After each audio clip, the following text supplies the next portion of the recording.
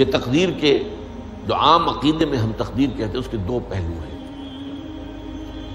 ایک پہلو ہے ما اصاب علی الانسان، جو کچھ انسان پر آتا ہے مصیبت، جیسے ابھی آیت میں نے پڑھی ما اصاب من مصیبت فی الارض ولا فی انفسکم. ہم ہر وقت زد میں ہیں، کوئی تکلیف آ گئی، کوئی مصیبت آ گئی، کوئی بیماری آ گئی، کوئی حادثہ ہو گیا، کوئی بچہ فوت ہو گیا، کوئی عزیز جو ہے وہ فوت ہو گیا، یہ ہر وقت حوادث ہے. تو جو بھی کچھ پیش آتا ہے وہ علم خداوندی میں ہمیشہ سے تھا. یہی وجہ ہے کہ ایک اور حدیث ہے ابن الدیلمی سے، لمبی حدیث ہے وہ، لیکن اس کے اندر جو آخری ٹکڑا ہے وَتَعْلَمَ، یعنی انسان کے نجات کے لیے لازم ہے کہ یہ بات بھی تم جان لو انما اصابک لم یکن لیخطئک وانما اخطأک لم یکن لیصیبک وَلَوْ مِتَّ عَلَىٰ غَيْرِ هَذَا، اگر تم اس کے سوا کسی صورت پر ہوگے تو جہنم میں داخل ہو جاؤ گے، لَدَخَلْتَ النَّارَ. یہ جان لو کہ جو چیز تم پر آئی وہ آنی ہی آنی تھی. دیکھیے ہوتا کیا ہے، کاش کہ میں اگر یوں کر لیتا تو یہ نہ ہوتا. بس یہی ایمان بالقدر کے منافی ہے. جو ہوا ہے وہ اللہ تعالیٰ کے ہاں تو پہلے سے طے تھا، ہونا ہی تھا. تمہاری کوئی تدبیر، کاش کہ میں اس وقت یہ کر لیتا، یہ لو. اسی لیے ایک حدیث میں الفاظ آئے ہیں ان کلمۃ لو تفتح عمل الشیطان. اس لو سے، کاش، اس سے شیطانی عمل شروع ہو جاتا. کاش کہ یہ ہو جاتا، کاش میں یہ نہ کرتا، کاش کہ ہو جاتا. تو یہ نہیں. تعلم انما اصابک لم یکن لیخطئک، تو جان لے اس بات کو کہ جو چیز تم پر آئی ہے وہ ہرگز ٹلنے والی نہیں تھی.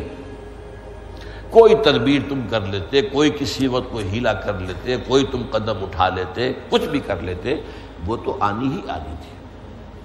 وما انما اخطاک، جو چیز تم سے چھوٹ گئی، رہ گئی، نہیں ملی. ایک ویکنسی ایڈورٹائز ہوئی تھی، آپ نے بھی درخواست دی تھی، آپ کو نہیں ملی. اب آپ ہو کاش کہ میں نے فلاں سے سفارش کرا لی ہوتی، بس گئے. جو چیز چھوٹ گئی وہ چھوٹ جانی ہی تھی. اس میں قطعاً جو ہے کوئی شکل، کوئی تدبیر، کوئی سفارش، کسی طرح کا کوئی بھی ہیلا، کوئی جو ہے اس میں کارگر نہیں ہو سکتا تھا.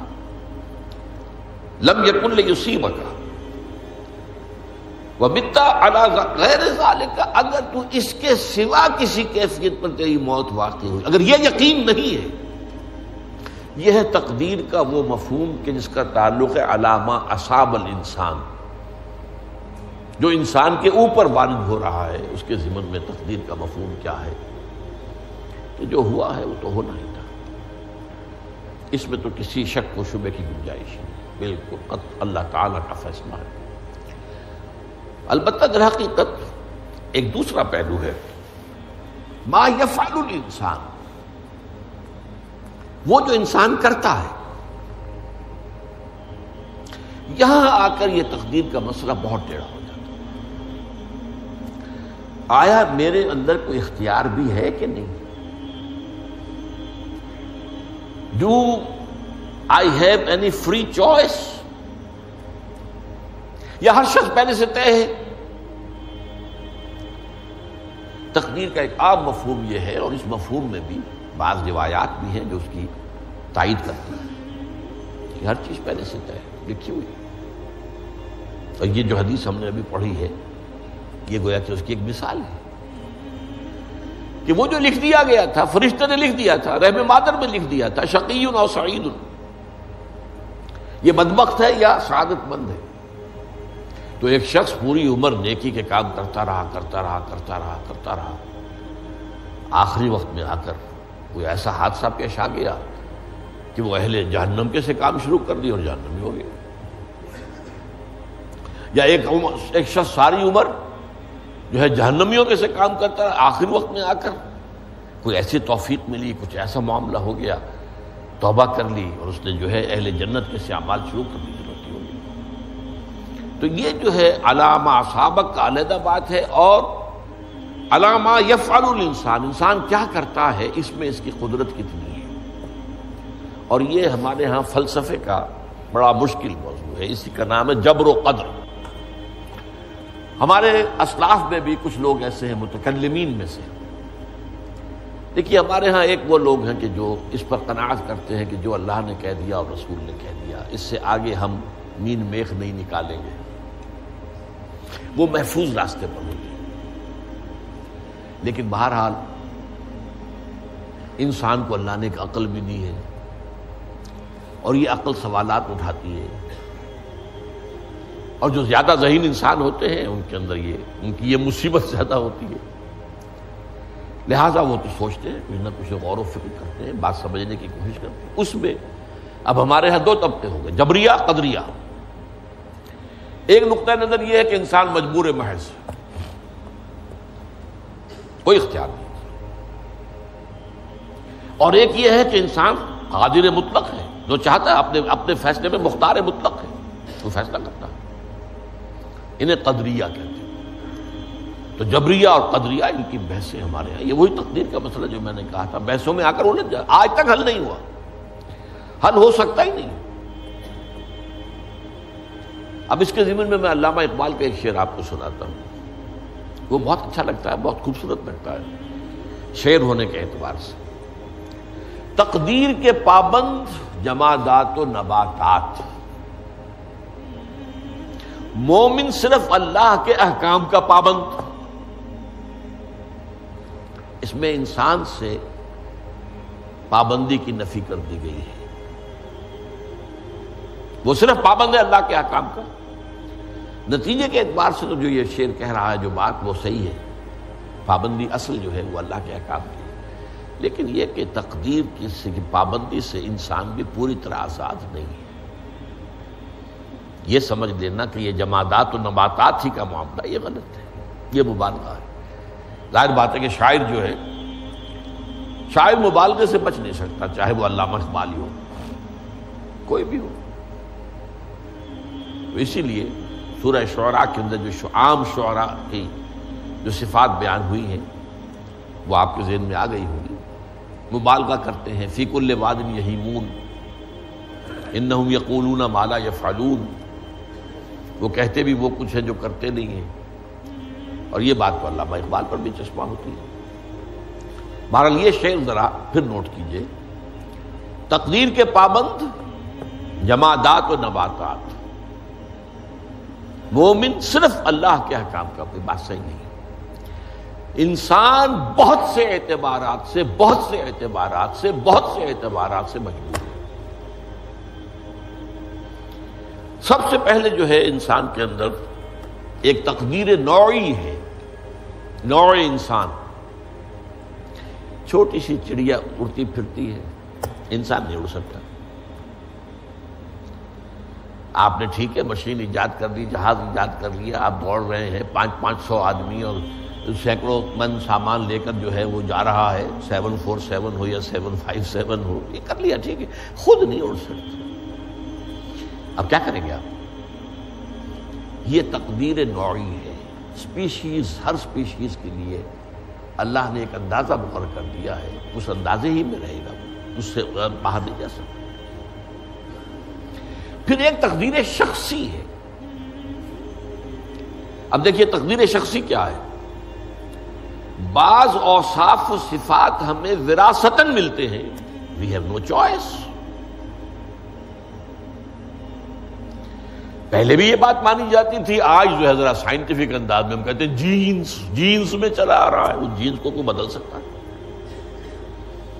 جو جینز بھی آپ کو ملے اپنے والدین کی طرف سے، وہ آپ کی شخصیت کا ظاہر بات ہے کہ فیصلہ کن طرز پر اس کو ڈھال دیتے ہیں۔ جینز ہے، پابندی ہے۔ نمبر تو یہ کہ خاص طور پر جو گھر کا ابتدائی ماحول ہوتا ہے، ماں کی گود اور ابتدائی گہوارہ گھر کا، اس کے جو اثرات مرتسم ہو جاتے ہیں شخصیت کے اوپر، وہ بھی بڑے مستقل ہوتے ہیں، پختہ ہوتے ہیں۔ ان دونوں چیزوں کو ضرب دے لیجئے، hereditary factors multiplied by environmental factors, اس سے مل کر ایک شے تیار ہوتی ہے جس کو قرآن کہتا ہے شاکلہ. قل کل یعمل علی شاکلتہ فربکم اعلم بمن هو اہدی سبیلا، سورہ بنی اسرائیل. شاکلہ کسے کہتے ہیں؟ شاکلہ شکل دینے والی شے. آپ کو لوہا ڈھالنا ہے، کوئی خاص پرزہ بنانا ہے، اس کا پہلے سانچہ بناتے ہیں. لوہے کو پگھلا کے اس میں ڈالیں گے تو جیسا سانچہ ہوگا ویسا ہی لوہا جو ہے وہ شکل اختیار کرے، اسے شاکلہ کہتے ہیں. یہ شاکلہ جو ہے ہر انسان کا، اس سے باہر انسان نہیں جا سکتا.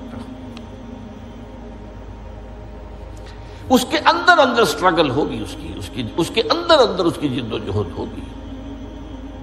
لیکن اس کا یہ مطلب نہیں ہے کہ اس کا کوئی فری چوائس ہے. فری چوائس ہے، لیکن وہ فری چوائس انہی حدود کے اندر کام کرے گا، اس سے باہر نہیں. اس بات کو مختلف احادیث میں حضور نے بہت خوبصورتی سے بیان کیا. ایک حدیث بڑی اہم ہے، بڑی اہم ہے. الناس کالمعادن، انسانوں کی مثال بھی معدنیات کی سی ہے.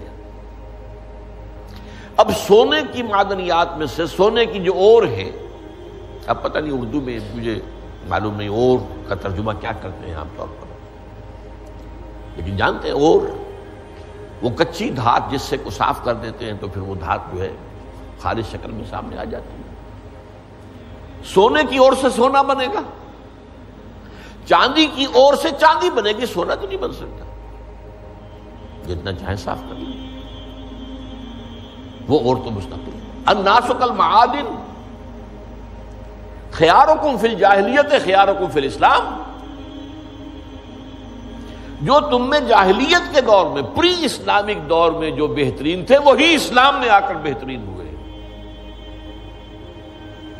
وہ اور سونے کی تھی، وہ صاف ہو گئی ہے، اور سونا جو ہے وہ نکھر کر خالص سونا بن کر آ گیا ہے. اسلام نے صاف کر دیا. وہ چاندی کی اور تھی، اسلام نے اس کو صاف کر دیا ہے، وہ نکھر کر چمکتا ہوا جو ہے وہ چاندی بن گئی. لیکن یہ کہ اذا فقہوا، البتہ پھر اس میں ایک اضافہ کیا حضور نے، جبکہ ان کے اندر دین کا فہم داخل ہو جائے تو یہ کہ جو بہترین پہلے تھے وہی بہترین اب ہوں گے. اسلام لانے سے پہلے بھی بہترین ابو بکر تھے، اسلام لانے کے بعد بھی بہترین ابو بکر. حضور پر وحی سے پہلے بھی بہترین خاتون خدیجۃ الکبریٰ تھی، ایمان لانے کے بعد بھی بہترین خاتون خدیجۃ الکبریٰ. اور دوسری حدیث سنیے، عن ابی الدرداء رضی اللہ تعالی عنہ قال بینما نحن عند رسول اللہ صلی اللہ علیہ وسلم، اسی حال میں کہ ہم ایک روز ہم حضور کے پاس تھے، نتناکرون ما یکون، اور ہم ذرا سوچ رہے تھے کیا کیا کچھ پیش آنے والا ہے دنیا میں. اذ قال رسول اللہ صلی اللہ علیہ وسلم، جبکہ حضور نے ہم سے ایک بات کہی، بڑی غور سے سنیے.